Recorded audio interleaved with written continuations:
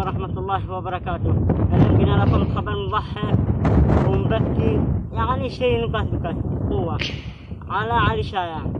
أنتم تعرفوا علي شايع يعني يوتيوبر كبير وملكيت وهذا مني.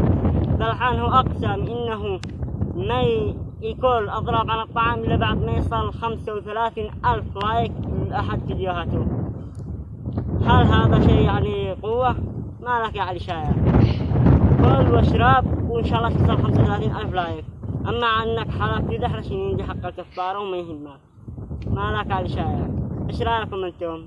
يعني منكم لك بالحالات لو ما وصلش 35,000 لايك وبقيت صابر وموت الله يرحمك. يعني شهد اللايكات وشهد الاشتراكات، نقول نصلي على الله أكبر اشتركوا بقناتي والله. ما لك يا علي شايع، إيش رأيكم أنتم؟